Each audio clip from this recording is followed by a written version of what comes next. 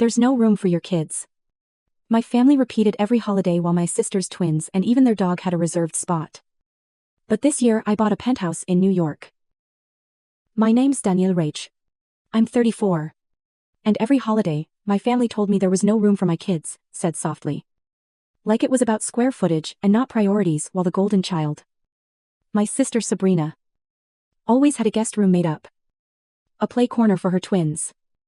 And a cushioned spot by the fireplace for her golden doodle. Pepper. For as long as I remember. The script was rehearsed. Thanksgiving. Christmas. New Year's. Then a spring birthday or two. The same warm voice from my mother Danny. You understand? Right. The twins need a routine. Routine meant 2 cribs once. Then 2 toddler bits. Then 2 color-coded duffels lined up like runway lights. Routine meant Pepper's water bowl placed on a small mat that said home in block letters. My children Noah, who collects subway maps. And Ellie, who calls pigeons. City chickens were offered the porch swing if it wasn't too cold.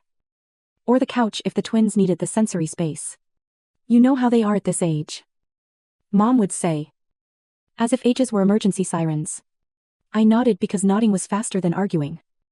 And arguing made my father rub his forehead and pretend he had to go check the garage. The first time it stuck under my skin and stayed there was December 24. 2021.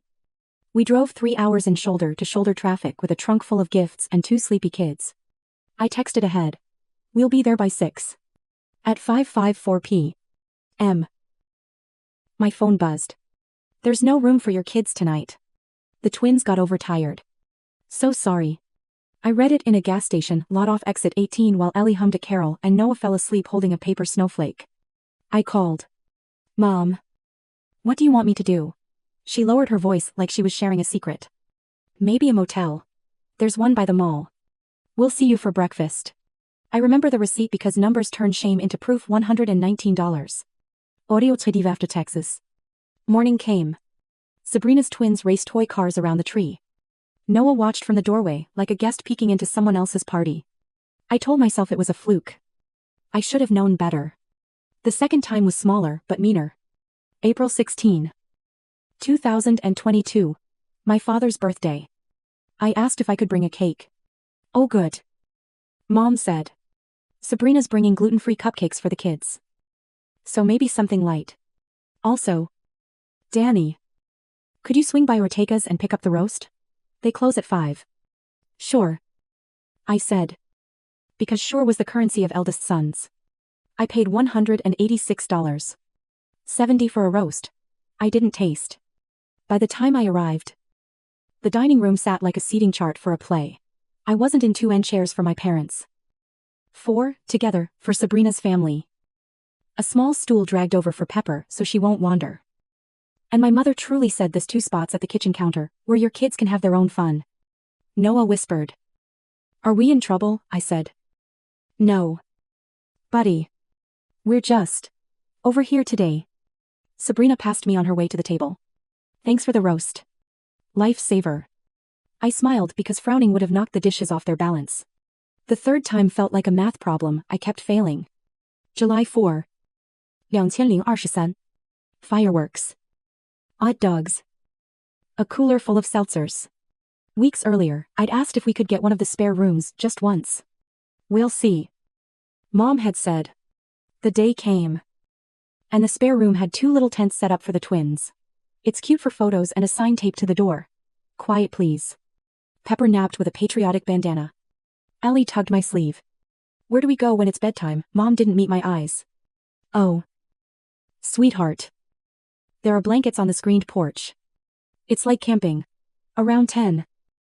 The temperature dropped, and the porch screens whistled. I checked my account and sent my sister $320 for the fireworks she fronted for the family. She didn't say thank you. She did post a video captioned. Making memories. In the background. You can hear Ellie ask if camping means the floor. I kept a ledger. I never showed anyone dates. Small sums. Favors that sounded like kindness until you added them up. $75 for Sabrina's PTA raffle basket. We're all pitching in. $40 for Pepper's grooming because I was already at the mall and the queue was long.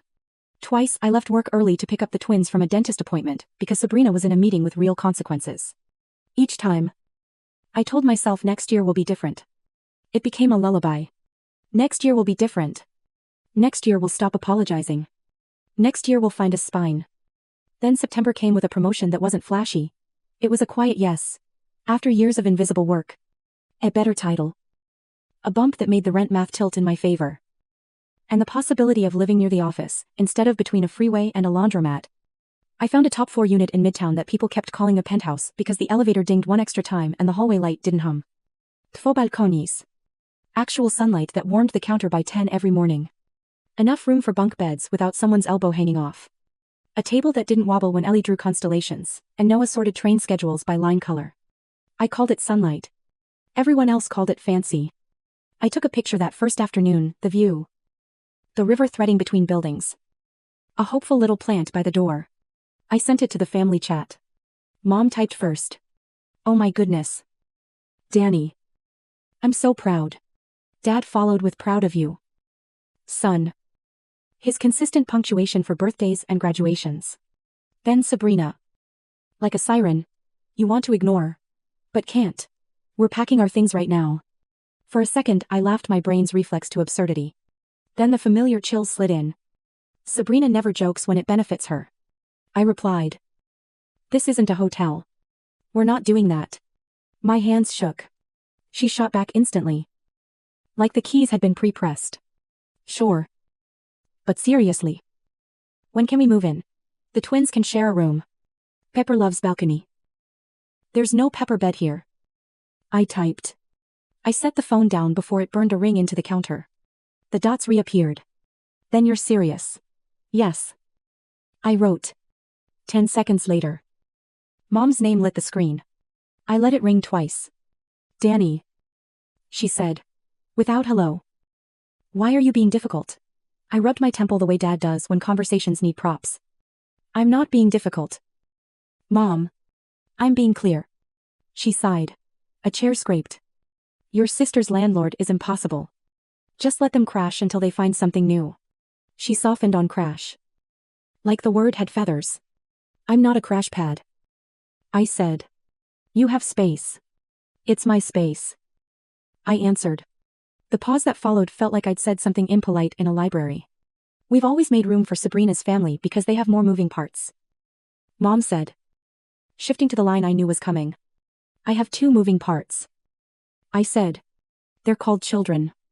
The call clicked as Dad picked up on the other line, like it was 1997. What's going on? He asked. Your son bought a penthouse and doesn't want us in it. Mom said. Casting me as the villain with a velvet voice. It's an apartment. I corrected. And I don't want roommates. Sabrina joined speaker with the timing of someone stepping through a door she'd always had a key to. We helped you. Daniel. She said. How? I asked. Genuinely curious, which version of history we were using. We babysat twice last year. I sent you $1. 200 since January. I said. Calm. Because the ledger wasn't fiction. Mom. Sabrina said, vowels tightened by practiced tears. I told him not to make you worry about my finances. The performance was old, the set had new lighting. Fine. Sabrina pivoted. Not forever. Just Thanksgiving. We'll host it at yours. It'll be easier for everyone. I opened my mouth, and Mom's voice cut in. Gentler than a knife. But as sharp. Non-negotiable. Everything's negotiable. I said. Surprised by how steady I sounded. You're punishing me for old choices. She said. Reaching for unfairness like a shawl. I'm preventing new ones. I said. Nobody spoke. The city outside made its steady hush. Like the ocean, you hear only when you stop talking. That night. I ate takeout on the balcony, lukewarm noodles. A soda already flat. Above the avenue. The air moved soft and patient. I thought about every no room that really meant no you. I thought about motel receipts and porch blankets, and the way my son had learned to fold himself small. The little plant caught the last of the sunset and pretended it was summer. I should have known that setting a boundary would be received not as a sentence but as an opening bid. I should have known that clarity would sound like cruelty to people who benefited from my confusion. Still. For the first time in years. I slept without waking to check the group chat. Morning brought a family thread revving up like traffic. I didn't open it. Noah padded into the kitchen and pointed at a square of moving light on the floor. Is the sun visiting? He asked. Every day. I said. Ellie dragged her blanket to the table and asked if bunk beds were like a treehouse you didn't have to climb. I told her yes. And it was true. Small things were true now. Doors could close and not be pried open. Invitations could be declined without apology paragraphs. Choices could be made for us. Not around us. And because clarity matters. Here's the part I want perfectly straight for whatever comes next, at this point in the timeline post-promotion. Pre-Thanksgiving. Sabrina hasn't sent me any lease paperwork. No drafts. No screenshots. That will be later. And it will be a separate ask with its own date. This morning. All I know is that Thanksgiving is a week away. My phone is a hive of persuasive sentences. And the shape of my answer won't change to fit someone else's furniture. Thanksgiving morning started with the building intercom, a soft chime. Then Marco's careful voice. Mr. Ray is. There's a family here with a dog and quite a lot of food. Should I let them know you're on your way down? I didn't need the camera feed. I could picture the scene, mom with a casserole held like a backstage pass. Dad with a cooler, because having a cooler makes an arrival look official. Sabrina balancing Pepper on one hip and Boots on the other, while the twins bounced as if the lobby were an amusement ride. I'll come down. I said. Noah looked up from his cereal. Spoon hovering. Grandma. I nodded. Ellie clapped. Then paused. Reading my face like a weather map. We'll see. I told them. The softest way to say not today. The elevator ride felt longer than usual. When the doors opened. Childhood rearranged itself on marble floors. Mom's smile was too bright. The kind that pretends to be a welcome and is really an override. Surprise, she said. Because surprise skips permission. Sabrina did a full little turn with Pepper. We brought everything. She announced. Chin towards 6 foil trays. Paper bags. 2 towers of plastic cups. And a folded card table. Plates? 2. She added. As if plates were the problem I'd been wrestling for years. No. I said. The word came steady. Go home. The twins' faces crumpled in tandem. Mom recovered first. Smoothing the air with her voice. Danny.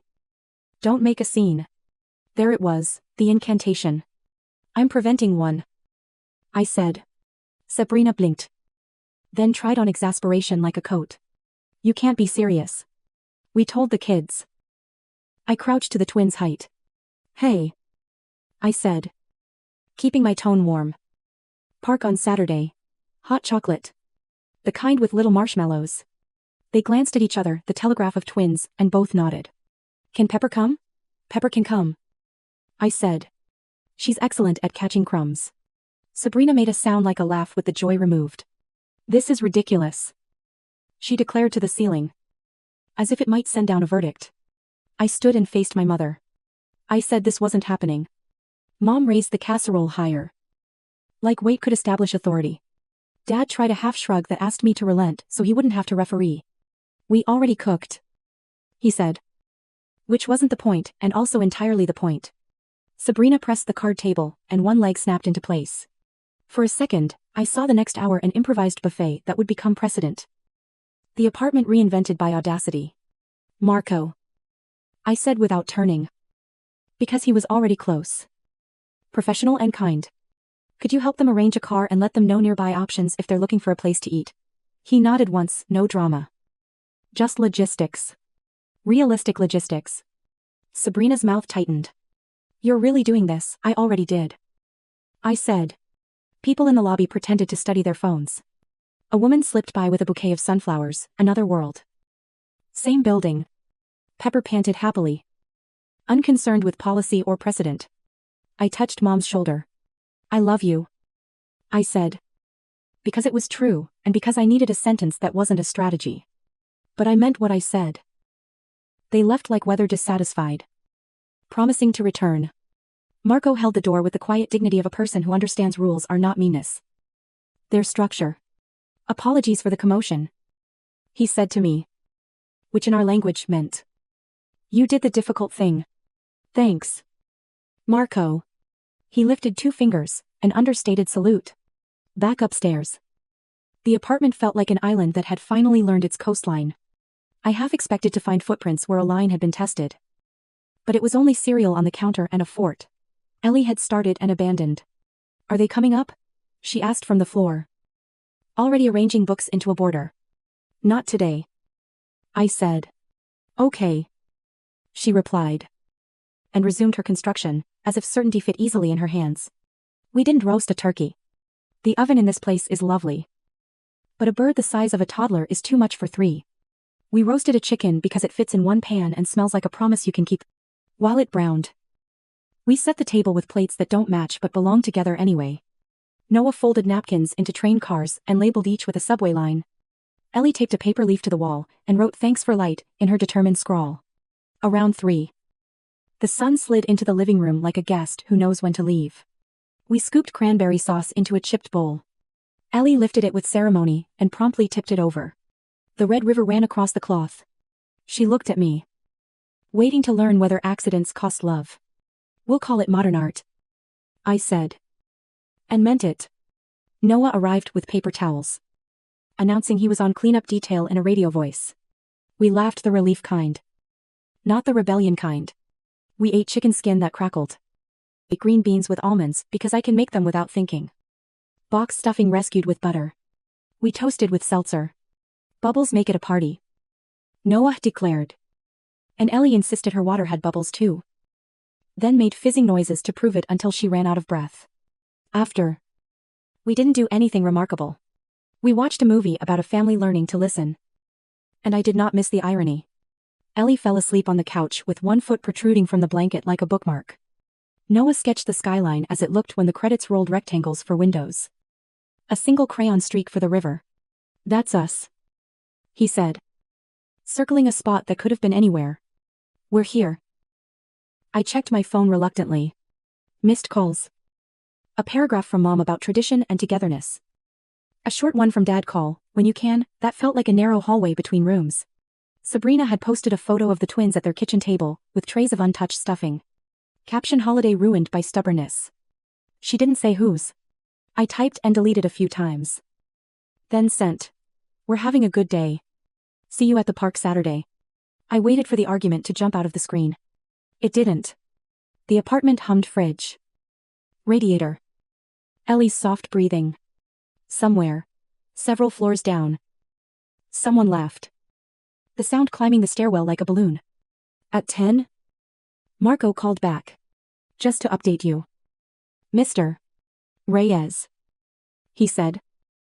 Neutral as a rule book. Your family made other arrangements for lunch. I offered to call a car earlier. And they accepted later. Practical. Not punitive. Thanks for letting me know. I said. He hesitated.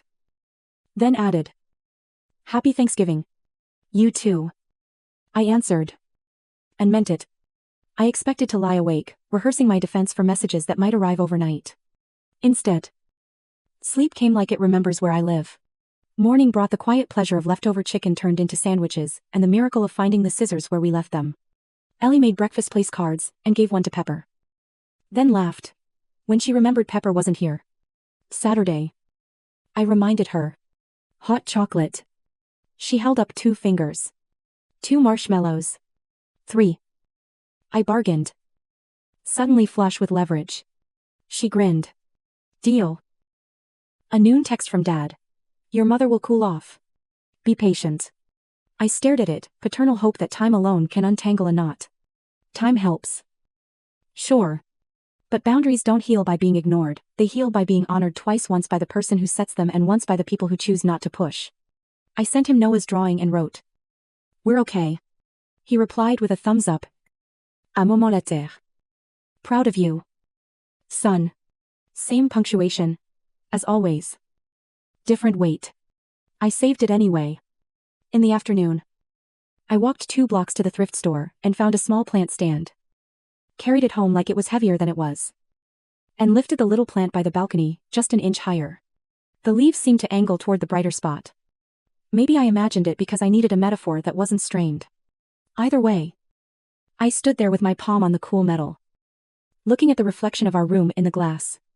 For a second, it looked doubled, 2 tables, 2 couches, 2 versions of us. In one.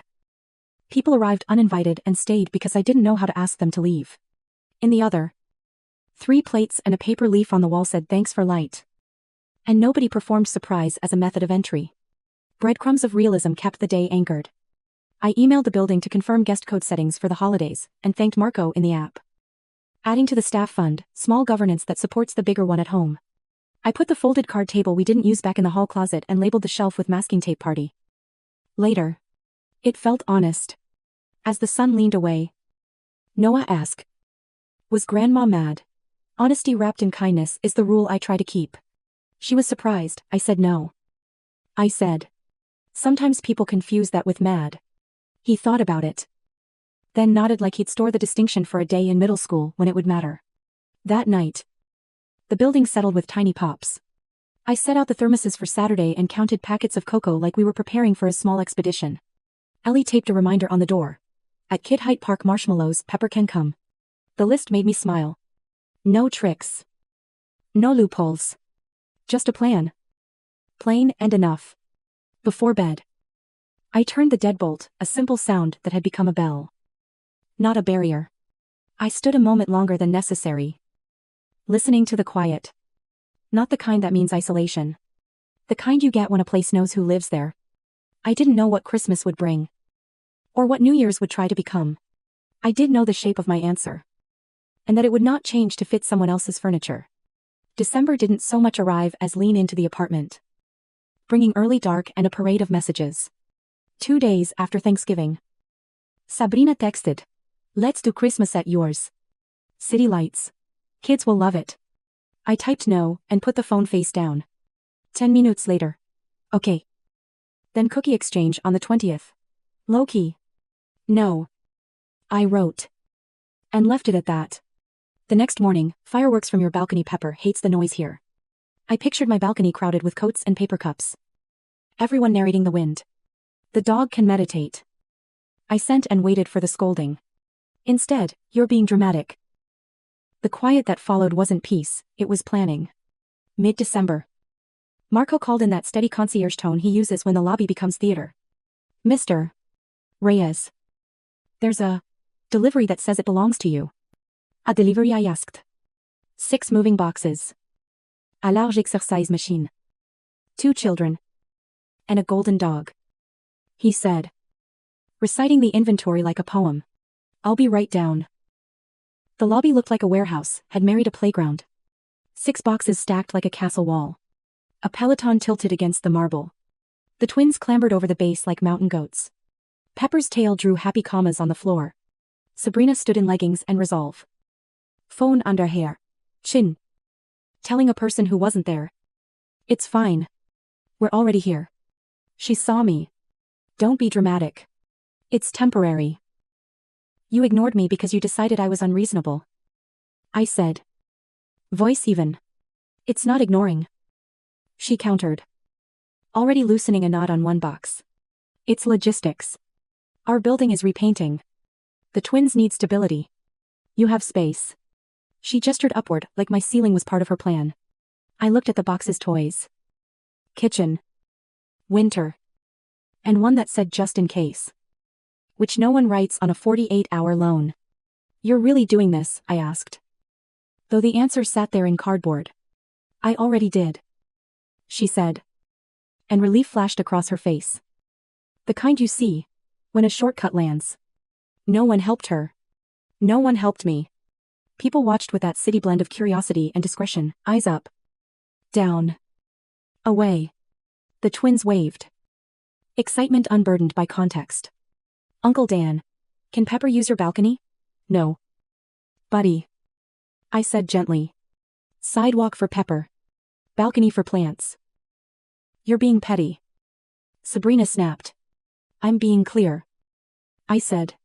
"You can't move into my home." I turned to Marco. "Could you please call a car service and give them nearby hotel options? If they need help booking, I'd appreciate it."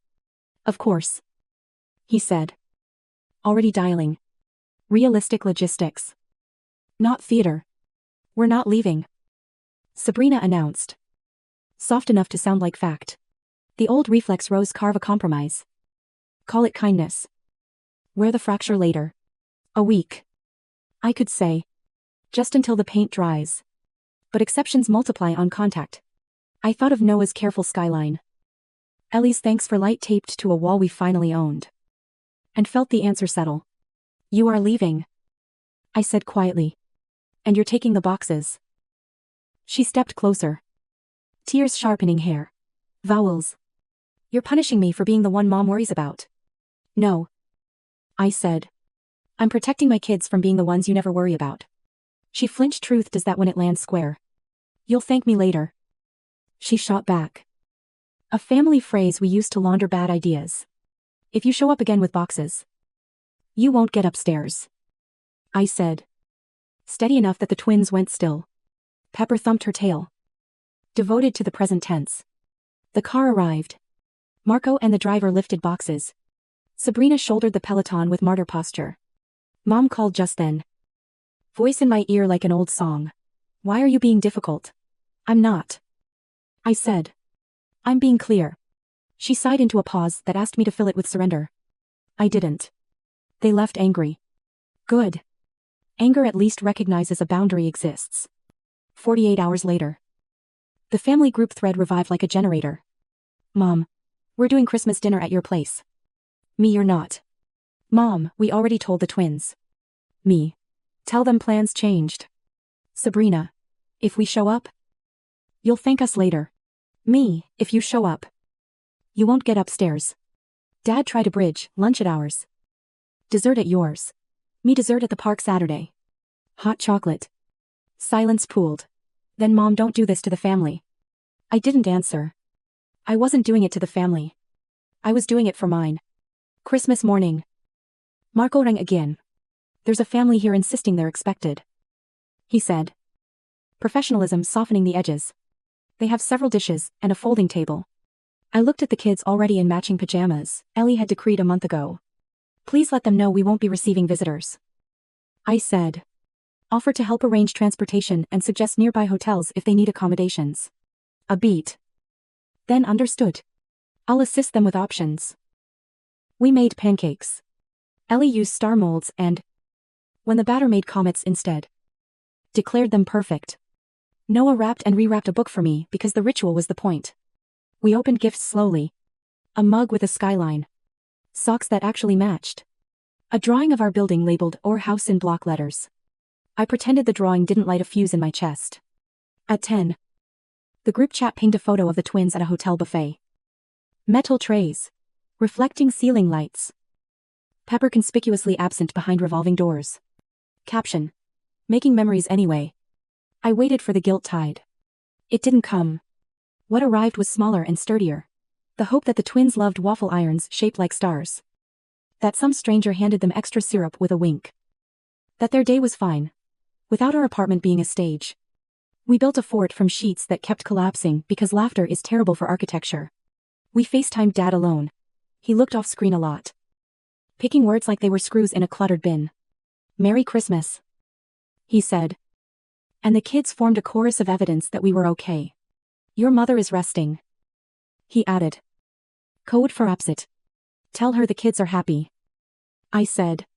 He nodded, like he might try it on, and see if it fit. By afternoon. Snow auditioned for a role. It didn't quite get flurries that couldn't commit. We took a block walk to count trees still lit after daylight. 7. We gave the award to a balcony that looked dipped in stars. Back home. An envelope sat crooked under our door. My mother's handwriting, Daniel. We are disappointed and hurt. Your door has always been open. Love. Mom. No signature from Dad. Which meant he was in the garage or being told to be. I slid the note into the drawer with tape and batteries, a place for things you keep without pretending they're tools you need every day. That night. The building exhaled. In those tiny pops. Old buildings have. I texted Marco a thank you and a holiday bonus through the app. He replied with a simple, appreciated. It felt good to appreciate someone who treated boundaries as instructions. Not suggestions. Small governance supporting the bigger one at home. We set our New Year's midnight for 9 p.m. Because magic is something you're allowed to schedule. We made a paper ball on a string. Counted down from 20, because 10 felt too short for how much we had to celebrate. And shouted in an apartment that didn't have spectators. At 9:07. Sabrina posted a photo from a crowded sidewalk, hats askew. Pepper with glittery numbers on her collar. Caption: found a spot anyway. I typed nothing. Some narratives run out of room when you stop feeding them. New Year's Day. The park was honest, cold, breathtaking clouds. Laughter. Traveling far. Hot chocolate from the cart with joy taped to its side. The twins bargained for marshmallows. I said 4. The vendor. A professional conspirator. Slipped them 5 with a wink. Pepper licked a spill and wagged like generosity had a flavor. It was good. No speeches. No scripts. Just the thing we'd promised. Radical. In context. Sabrina arrived late. Sunglasses, like armor. So. She began the word that means the monologue is cued. Are we done with this punishment phase? I handed a napkin to one twin and a lid to the other. I'm done hosting without consent. I said. Call it whatever you want. She exhaled. A punctuation mark. Mom says you're tearing the family apart. Mom calls it togetherness when she means control. I said. Gentle but steel. We're here. We're fine. She looked at the kids for an opening and found 4 marshmallow scientists and a dog practicing shake. She sat. Phone face down. Toe drawing a line in the dirt. After a while, my lease is up in March. There's a clause I don't get. Something about an inflation adjustment and a facilities fee that doesn't exist. Blinked. Email it. I said. I'll read it. She smirked. So you can tell me to book a different hotel, so you don't sign something that hurts you. I said. Odd and right at once. Whatever. She muttered. But the bite was smaller. Send it. I repeated. Fine. We watched the kids rank marshmallows by size and vote on the best sip. We left when noses turned pink, and the dog decided squirrels were a constitutional right. Sabrina didn't hug me. I didn't expect her to.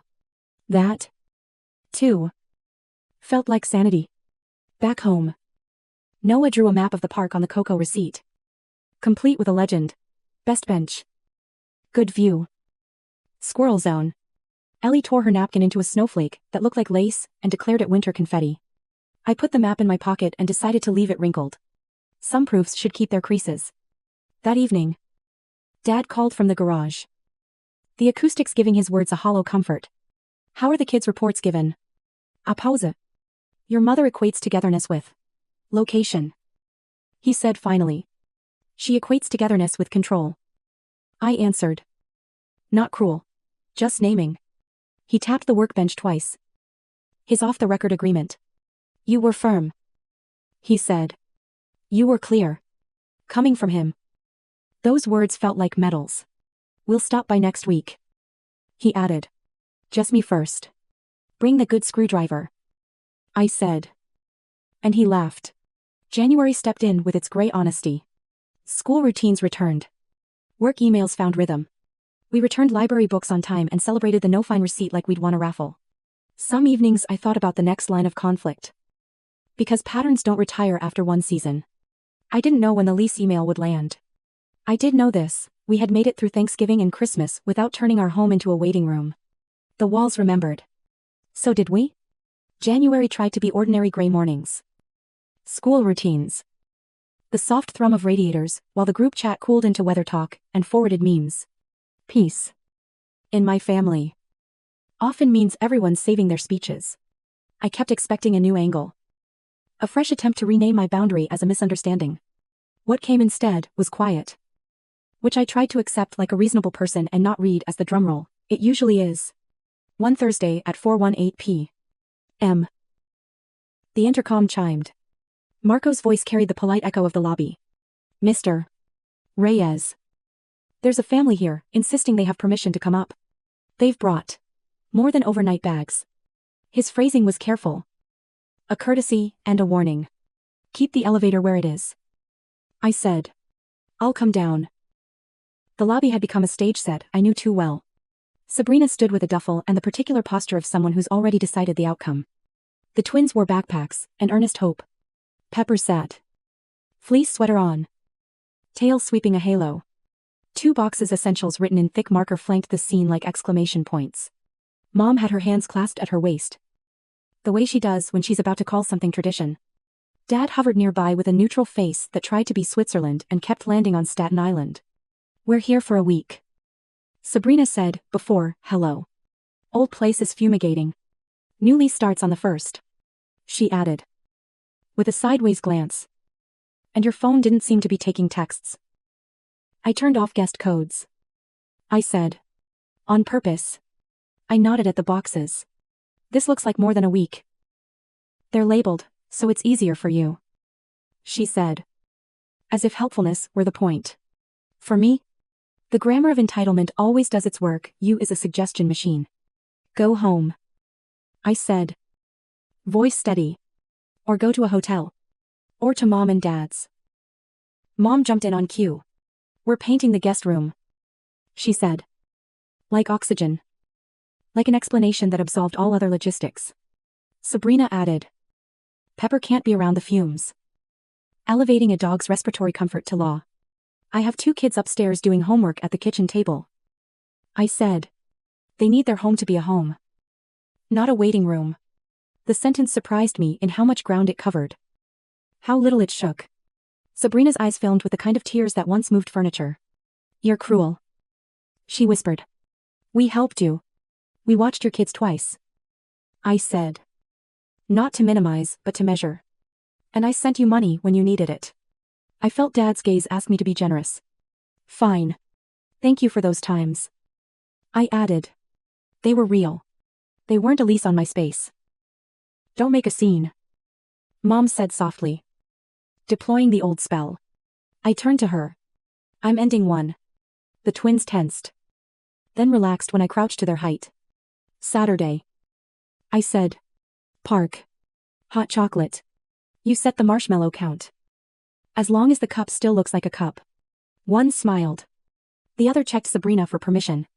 She gave a brittle nod that passed for yes. I stood and addressed the part of this that wasn't family. Marco. Could you please arrange a car service and provide nearby hotel options? He nodded. Of course. He stepped to the desk and lifted the handset. Eyes, scanning the posted building policies, the way a good doorman does grounding action in rules. Not in personalities. Sabrina lifted one of the boxes a few inches. Then set it down theatrically. We'll wait. She announced. To me. To Marco. To the marble. If we wait long enough, you'll see how unreasonable you're being.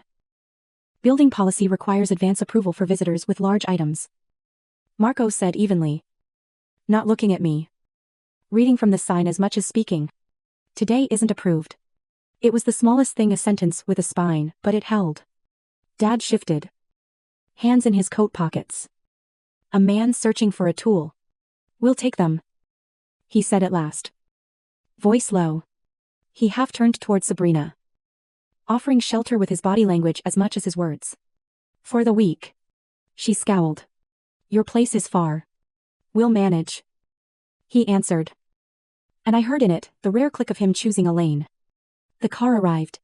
Marco and the driver handled the boxes. I paid for the ride via the app before anyone could object. The twins hugged Pepper. Then me. Whispering. 4 marshmallows like a password. Mom kissed my cheek in a way that combined love with reprimand. Sabrina carried the lighter box with martyrdom in her shoulders and didn't meet my eyes. The elevator doors closed. And the lobby turned back into a lobby. Upstairs. The apartment exhaled. Noah looked up from his worksheet. Was that the scene? That was the end of one. I said. Ellie held up a math problem she'd solved without help and asked if the lighthouse could flash twice tonight for luck. Twice? I said. Maybe 3 times. But don't tell the Coast Guard. After dinner.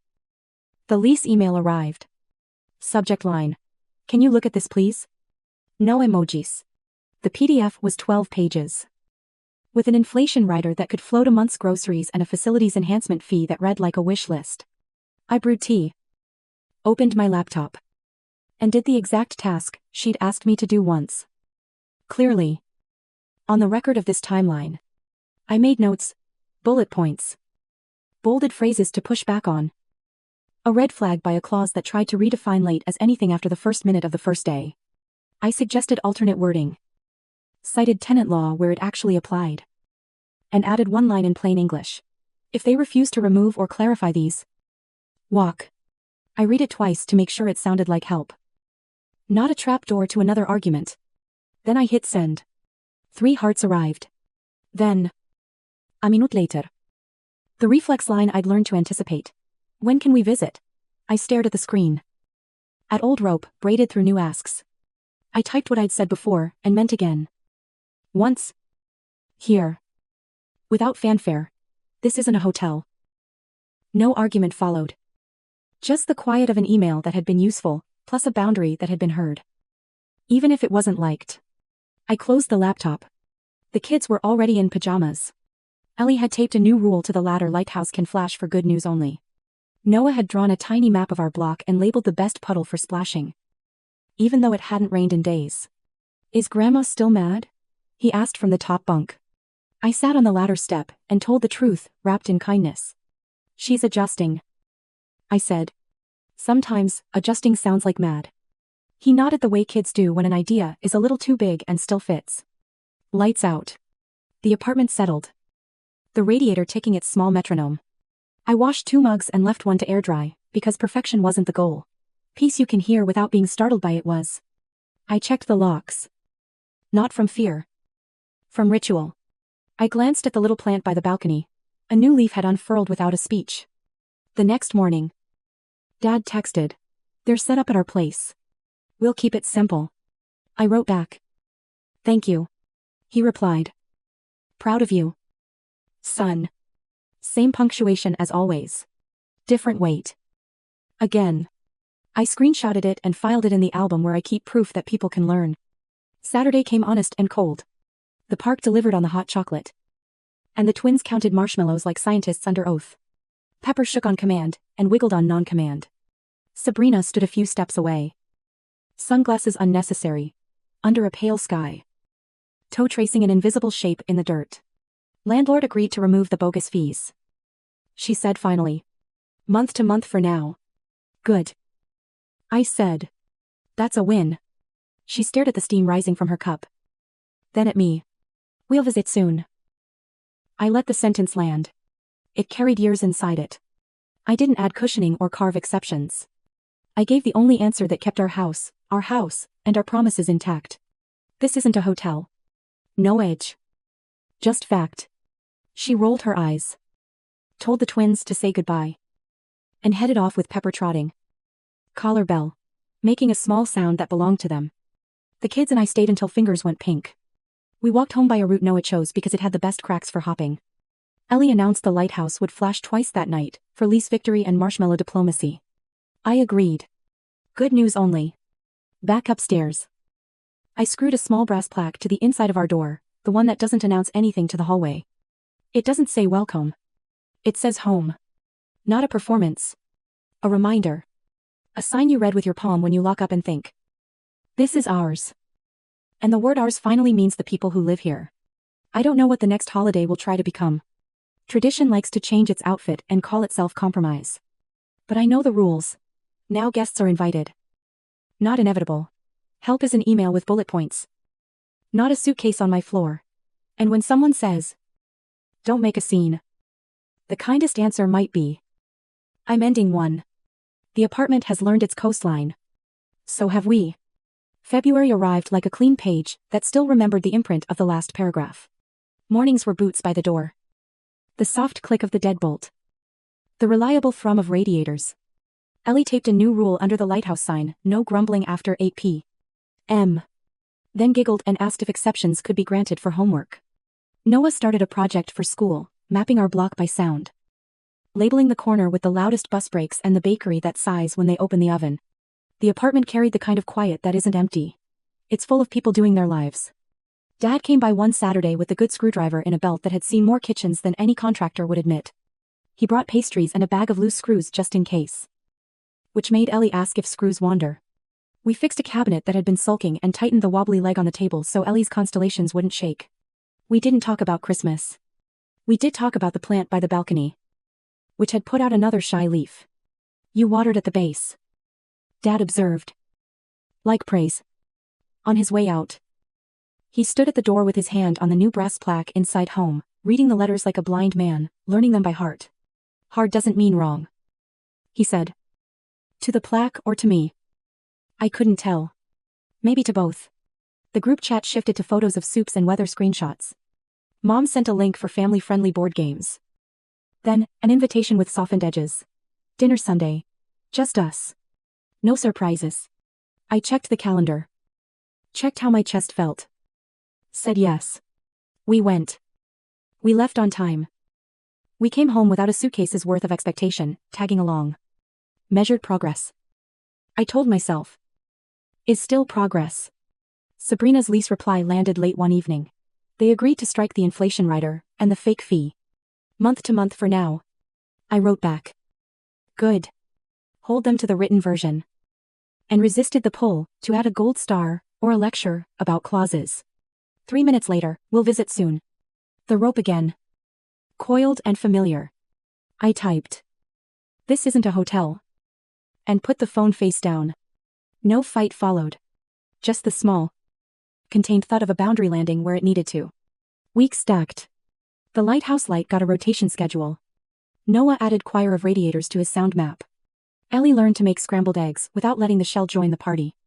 On a Tuesday, I practiced the piano in the lounge while they did homework at a nearby table.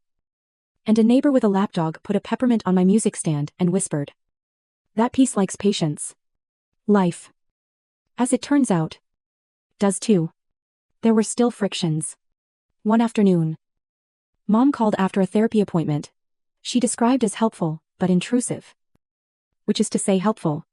It's strange, she said slowly. Realizing that when I said togetherness, sometimes I meant predictability.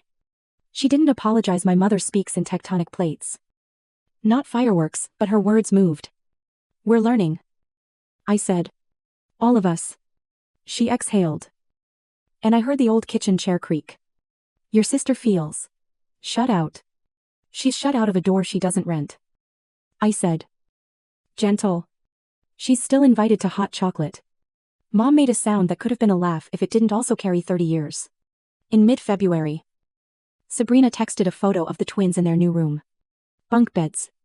A poster of the moon. Pepper curled in a circle on a rug like a punctuation mark. We made it work. She wrote 3 words. I didn't have to subsidize with anything. Looks good, I replied. A minute later, we'll visit soon. I stared at the screen and answered the way a path answers a shoe by keeping its shape. This isn't a hotel. She didn't reply. Silence can be many things. This one felt like the end of a rehearsal. On a gray Saturday that couldn't decide between rain and commitment. The 4 of us, Noah and Ellie, the twins, and me met for hot chocolate at the park. As promised, Sabrina stood a few feet back. Sunglasses on. Even though the sky had no brightness to shield against. The vendor with joy taped to the cart remembered us and slid in an extra marshmallow for each cup with a conspirator's wink. The twins declared 5 marshmallows barely adequate. Noah proposed a ranking system. Ellie suggested categories: size, melt speed, stickiness. Pepper licked a drip and wagged as if science had found its favorite lab test. Sabrina edged closer. My landlord tried to sneak in a community fee today, she said. Almost conversational. I told him no. He blinked like I'd spoken a different language. You held the line, I said. Good. She nodded. Toe tracing a faint oval in the gravel. We'll figure it out, she murmured. And I realized she meant her life. Not my door. The relief I felt wasn't triumph. It was like setting down a bag I'd carried too far past my stop. The kids ran a relay that involved 1 bench, 3 pigeons, and rules I couldn't have followed if I tried. When the twins hugged me goodbye, one whispered, 4 marshmallows. Like a joke that had turned into a handshake. Sabrina collected them with efficient hands. We'll visit soon, she said. Out of habit more than plan. I kept my voice level. Even kind. This isn't a hotel. It didn't feel like a fight. It felt like we'd finally translated the sentence into a language everyone accepted: simple, declarative. Done. March crept in and pretended not to be winter. We returned library books on time 2 in a row. A streak and celebrated the no fine slip, with bakery cookies shaped like tiny trains, because Noah insisted precision deserves sugar. I taught Ellie the difference between a dry dish towel and a decorative one. And she made me a sign for the drawer towels you can use, divided by towels that are just pretty. I left it there because she's right, rules work better when they're labeled. One evening, making sandwiches for the next day, the mustard bottle sputtered a yellow comet across a plate. I wiped most of it and, for reasons that surprised me, left a quarter moon of it near the edge. In the morning, the sun would land there first. A silly little souvenir of a life that no longer had to be spotless to be safe. I stood there a beat longer than necessary, listening to the apartment, the radiator tick, the hallway's distant door thump, the little rustle of paper from the kids' backpacks. Every sound belonged. Dad texted a photo of a shelf he'd finally organized in the garage. Labels all the same height. Lines straight, as if he'd used a ruler. Took me 3 tries. He wrote, "Worth it." I sent him a picture of Ellie's towel sign. "Labels are policy." I replied, "Policy is kindness." He sent back a thumbs up and then, seconds later, "Proud of you, son." Same punctuation. Permanently different weight. Near the end of the month, a card arrived addressed to Noah and Ellie and my mother's looping script. Inside a photo of a dog treat shaped like a tiny bone, and a note, "Pepper says thank you for the hot chocolate drips. Love. Grandma." No commentary. No scheduling. Just a joke and a kindness. The kids howled. Ellie put the card on the fridge with a magnet that looks like a tomato. "Grandma is funny," she declared. As if this were a new category she could fit people into. We kept writing our small traditions on the calendar with a pencil that made a ferociously satisfying scratch mark at SAT. Skate day. Lantern parade make 2. I added Marco thank you on the first of every month because some lines hold because people hold them. And they deserve more than a nod in the lobby. When we ran into him one morning, he said, "The plant likes that spot." And I realized even he had noticed the shy new leaves. "It does," I said. "It's learning the light." On a Sunday in early spring, the twins came to the park with us again. And Sabrina didn't. They arrived with a note pinned to a backpack. "Back by noon soccer." We did the loop. Found the best stick for drawing on dirt. Negotiated number of pushes on the swings like diplomats. At the top of the hour, I walked them to the corner where Mom waited. Wearing a scarf, the color of overripe apricots. She smiled. Not wide, but real. "See you next week," she said. It wasn't a test. It was a possibility. "We'll see," I answered. Not as a dodge, but as a promise to check with the only calendar that mattered ours. That night, I stood by the door and ran my fingers across the grooves of the plaque. Home. The word had come to mean walls that hold laughter and rules that hold shape. It meant a cardboard lighthouse whose beam swept twice on good news nights and not at all when the day was ordinary because ordinary is its own kind of light. It meant a doorman who knew the difference between hospitality and surrender. It meant a family text thread that could share soup recipes without dragging a folding table into my lobby. A message from Sabrina blinked. For the first time in months it wasn't a question, it was a photo, the twins under a blanket fort. Pepper's tail a metronome at the edge of the frame. "Movie night," she wrote. No commentary. No ask. I sent a single heart back, the kind that says I saw this. I'm glad. Keep going. I didn't add words.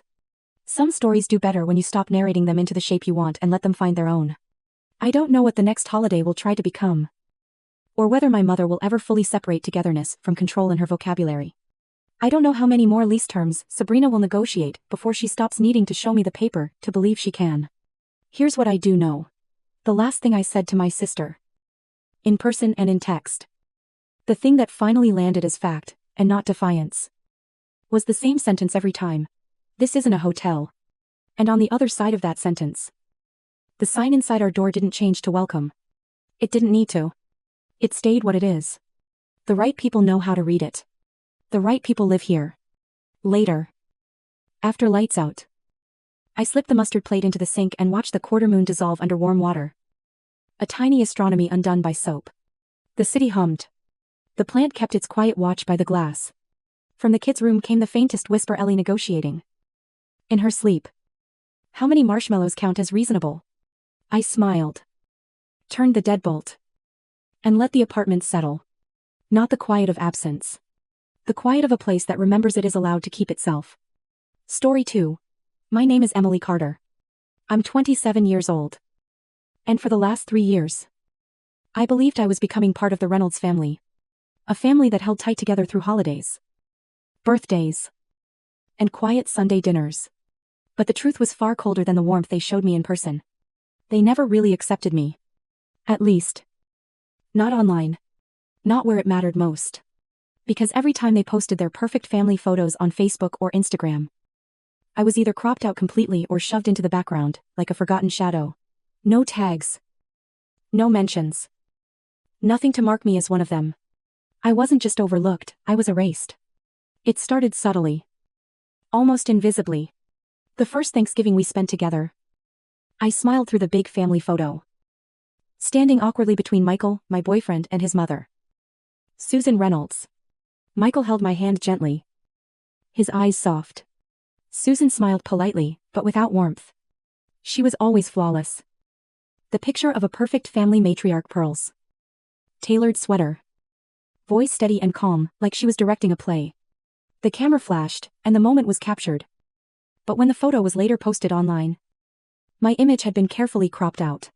The space where I'd stood was an empty sliver, like I'd never existed. I stared at the screen.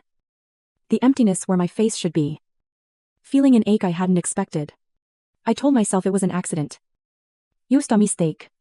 Maybe it was too close to the edge of the picture. A cropping issue. But then came Michael's dad's retirement party a few months later. With the same ritual smiles. Hugs. Group photos. Once again, I was erased online. Not even a group tag. Just a digital ghost. My heart sank each time I saw the posts. It wasn't about vanity, it was the sting of rejection. The unspoken message that I was an outsider masquerading as family. The pain was quiet but persistent. Like a slow drip wearing away at my self-worth. I tried to push it down. To not make it a thing. After all, Michael insisted I was family, and Susan told me to just smile and fit in. But the smiles felt forced. Like a mask I had to wear while the truth simmered just beneath. The social media posts became battlegrounds, public proof of private exclusion. Every tagged photo of Michael's siblings, parents, cousins. Each one a reminder that I wasn't included in the story they told the world about themselves. My breaking point came during Olivia's birthday party. Olivia, Michael's 8-year-old niece, was the one family member who treated me with genuine kindness. She ran up to me, hugged me tight, whispering that I was the best auntie ever. But even Olivia's love couldn't shield me from the hurt of the photos posted after the party. There I was, blurred and untagged, pushed to the margins of their digital album. And when I asked Michael about it, he shrugged and said, "Mom's just old-fashioned about these things." It felt like he was trying to excuse what was clearly deliberate. Then came Easter. The family lined up, as always, for the obligatory family photo. But this time, I said no. I smiled politely and stepped aside. Susan frowned. Confusion, mixing with offense. "Come on, Emily. Your family," she said. Voice tight. I returned a calm smile.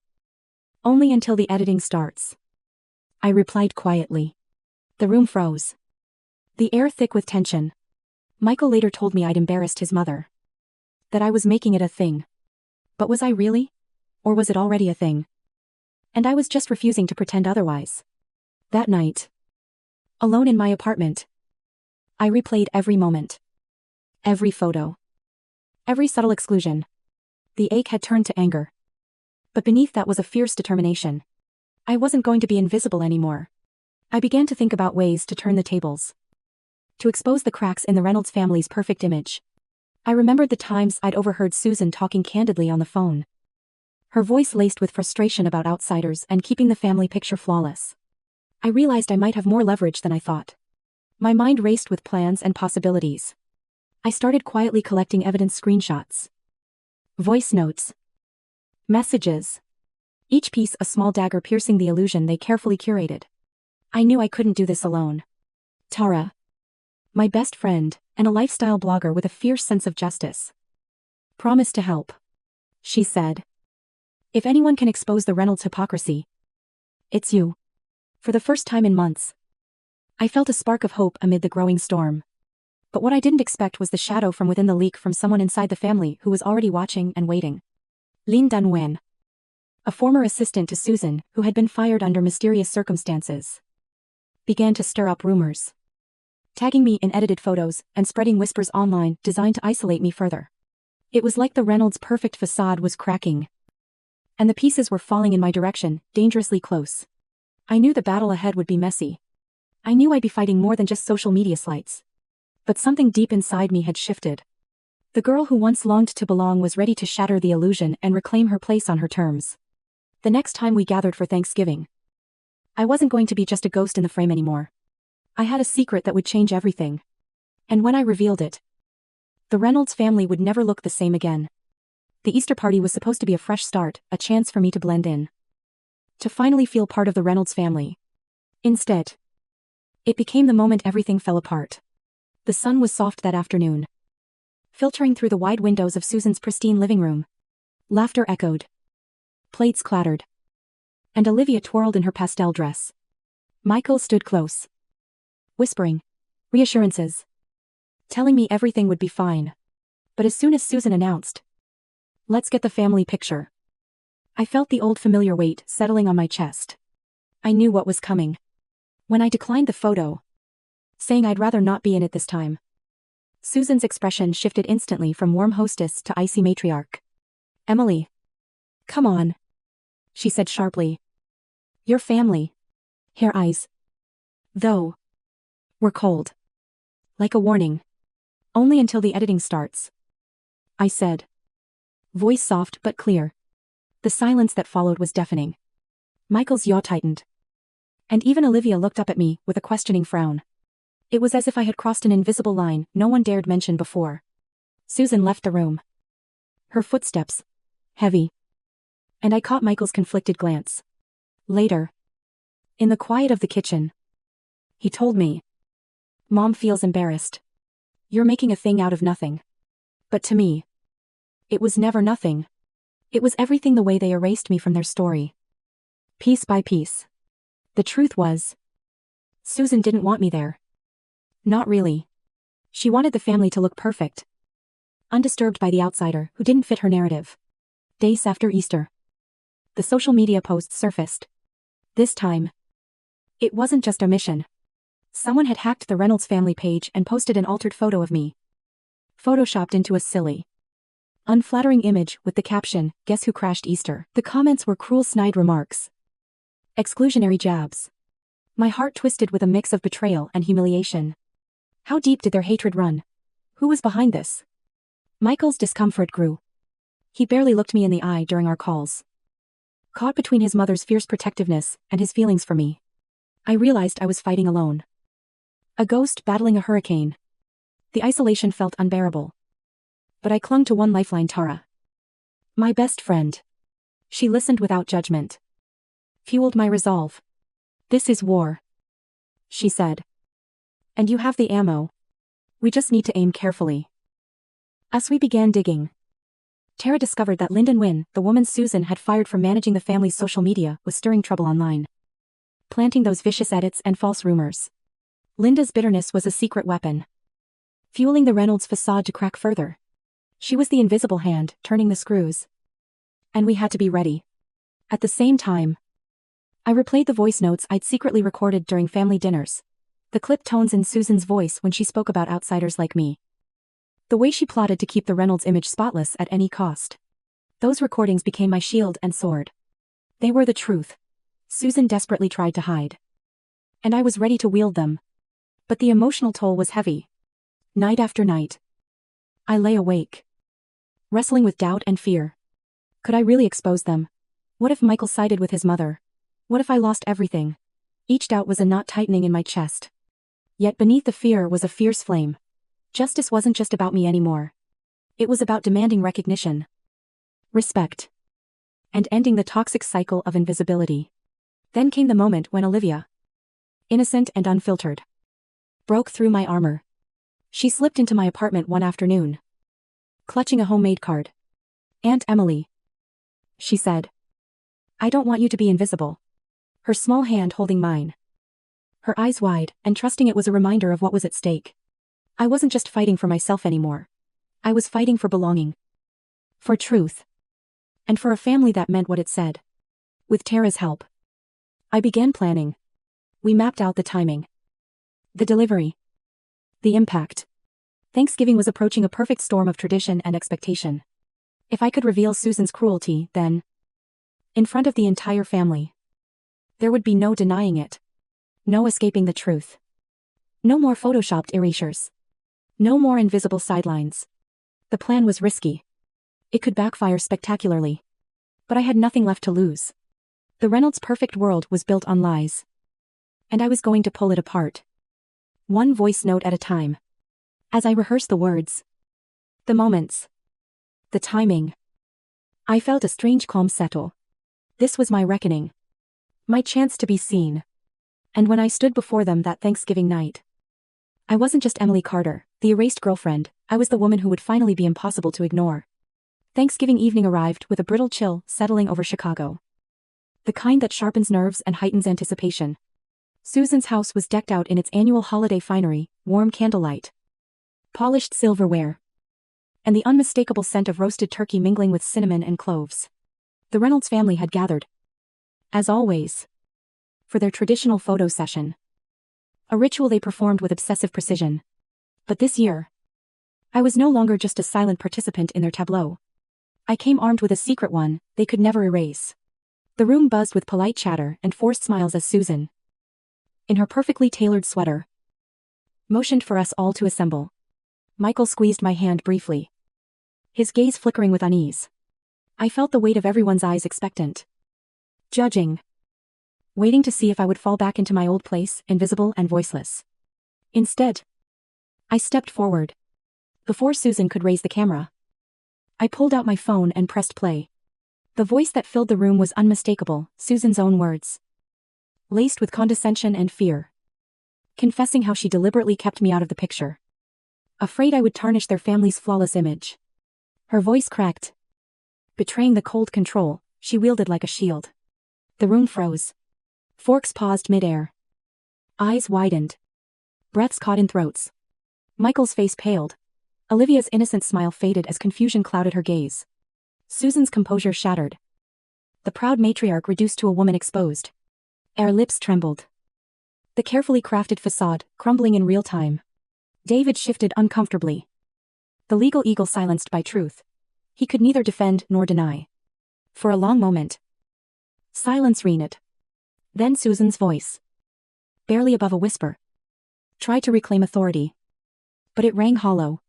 The perfect family image they'd curated for years was unraveling in front of them, no edits. No cropping. No filters could hide this reality. Michael stepped closer to me, his eyes searching mine. I saw conflict, guilt, and finally, resolve. Emily, he said quietly. I'm sorry. I should have stood by you sooner. Olivia tugged at my sleeve, her small hand warm and steady, grounding me in this storm of revelations. Tara, who had secretly recorded the entire moment on her phone, glanced at me with a mixture of pride and relief. The tide had turned. But the fallout was immediate. Susan retreated to a corner, tears streaming silently as the family fractured into whispered conversations and pointed glances. Some siblings took my side. Shocked at the duplicity, others stayed loyal to Susan, unwilling to face the fracture in their perfect world. The room pulsed with unspoken accusations and fractured loyalties. As the night wore on, the veneer of normalcy thinned. Michael and I found a quiet moment away from the tension, and he confessed how trapped he'd felt. Torn between his mother's demands and his love for me. I was scared, he admitted.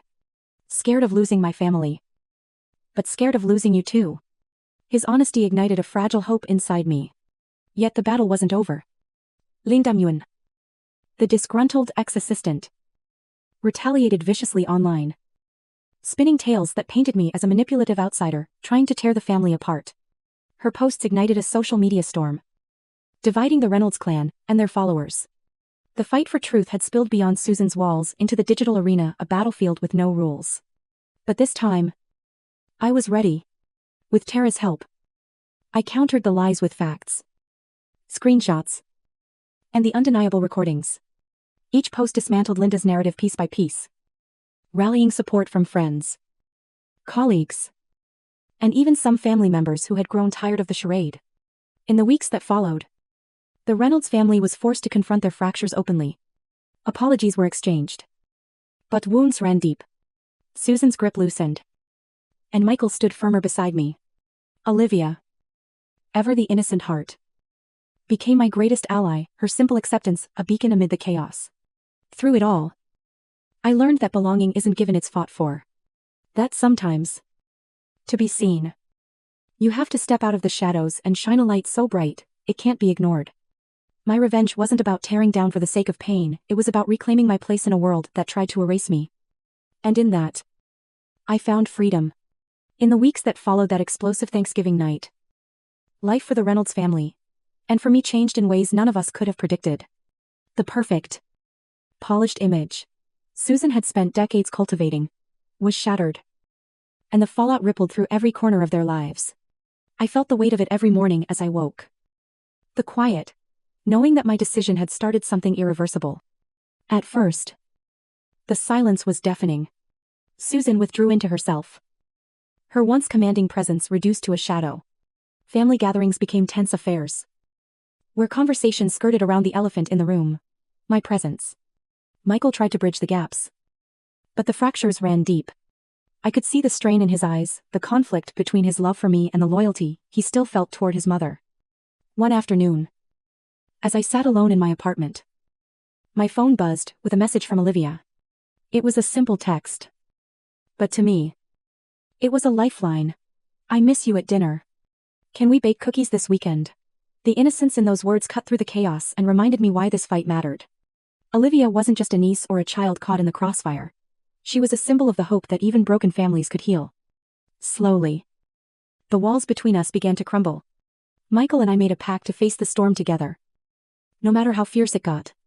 We started attending therapy sessions, both as a couple and family, trying to navigate the complex emotions tangled up in betrayal, pride, and fear. It was exhausting and raw, but necessary. The old dynamics didn't disappear overnight. Progress was measured in small victories, a genuine smile here, a heartfelt apology there. Meanwhile, Linda's social media campaign against me lost momentum. Her venomous posts were met with growing backlash as friends and even some Reynolds family members called her out. Tara's support was unwavering, amplifying my voice and ensuring the truth wasn't drowned in noise. The digital battlefield was brutal, but it was where I learned the power of resilience and community. In an unexpected twist, David Reynolds, the usually silent patriarch, began to step forward, quietly but firmly. He confronted Susan, urging her to let go of control and accept the new family reality. His intervention surprised us all. The man who had seemed passive was quietly becoming an agent of change. His presence brought a new balance to the fractured household, forcing Susan to confront her own fears and prejudices. The tension at family events never fully disappeared, but they evolved. Instead of exclusion and silent battles, there were moments of awkward honesty and tentative reconciliation. Michael stood by me openly now, no longer the hesitant son torn between worlds.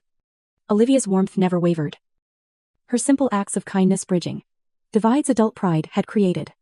For me, this journey was transformative. What began as a fight for recognition became a deeper exploration of identity, belonging, and self-worth. I realized that family isn't about flawless pictures or social media perfection, it's about vulnerability, acceptance, and sometimes, hard truths, spoken in the quiet aftermath of conflict. The road ahead remains uncertain. Relationships can be fragile, and forgiveness is a process, not an event. But I have learned that standing up for oneself, demanding respect, and embracing the messy realities of human connection is the only way to find true belonging. As the next holiday season approached, I felt a cautious optimism. The Reynolds family was no longer perfect by society's standards, but it was real, and for the first time in years, I felt truly seen. The aftermath of everything, the confrontation, the unraveling of the Reynolds family's polished image, the painful truths laid bare left a mark, not just on them but deeply on me. It was in those quiet moments alone that I truly understood what had happened, not just externally, but inside myself. I had been fighting for more than just a place in a family photo. I was fighting for my dignity, my identity, and for a voice that had been silenced far too long. The psychological weight of invisibility is heavier than most realize. It's the subtle erosion of confidence that comes from being present yet unseen. Loved, yet not fully accepted. I remember sitting in my apartment after one particularly difficult family dinner, replaying every smile and cold glance. My body was tense, heart pounding, not just from anger, but from a deep-rooted fear that perhaps I was meant to be the outsider forever. That fear is suffocating. But as I reflected, I saw a different truth emerging. The anger I felt wasn't destructive, it was a catalyst. It sparked the courage to confront the lies, to demand recognition where there was none. Revenge, in my case, wasn't about cruelty or malice. It was a form of justice. A reclaiming of power in a system built to exclude me. It was ethical and necessary. Susan's actions, though painful, revealed her own vulnerabilities. Fear of losing control, of being replaced, of confronting imperfection in her family. Michael's hesitance showed his human struggle to balance love and loyalty. Olivia's innocence shone as a reminder that acceptance is learned, not innate. And Tara's steadfast support exemplified the power of chosen family and solidarity in adversity. I realized then that family drama isn't black and white. It's a tapestry of flawed people, each with their own pain and pride, mistakes and regrets.